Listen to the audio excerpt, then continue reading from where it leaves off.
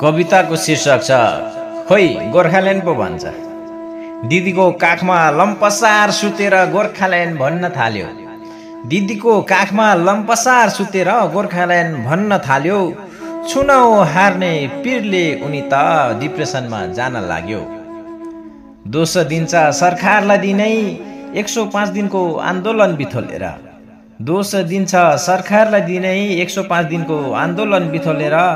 जनता पनि कति सस्तो हिँड्छ रक्सीमा झन्डा थापेर। गरिब जनताको सम्मान गरेनौ उल्टै स्याल्पो भन्यौ। गरिब जनताको सम्मान गरेनौ उल्टै स्याल्पो भन्यौ।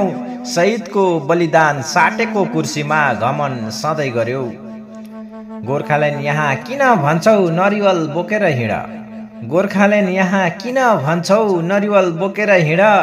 एउटै पुलको नामले तिमीलाई पर्यो कति पिर। हाम्रो माटो हाम्रो बाटो सबै गोर्खाल्यान्ड बनाउनु छ।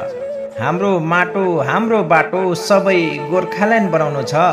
मलाई भोट दिने जनता लठुवा भन्नेलाई आँखा देखाउनु छ।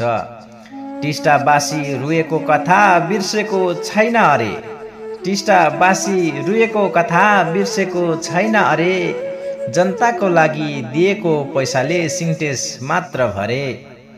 भ्रष्टाचारले सीमा नाग्यो जनता बोल्न पनि पाउँदैन। भ्रष्टाचारले सीमा नाग्यो जनता बोल्न पनि पाउँदैन। यस्तो शासन चल्ने ठाउँलाई गणतन्त्र भन्न सुहाउँदैन। फर्जी टेट गर्नेहरूले फर्जी नरिवल फोड्दैछ। फर्जी टेट गर्नेहरूले फर्जी नरिवल फोड्दैछ। जनता किन नाटक हेर्छौ आँखामा धुलो हाल्दैछ। उठ अब ए दाजुभाइ हो तिम्रो आँगन सकियो। उठ अब ए दाजुभाइ हो तिम्रो आँगन सकियो। अब पनि जागेनौ भने घोष र रोइले ढाक्यो। अब पनि जागेनौ भने घोष र रोइले ढाक्यो। धन्यवाद।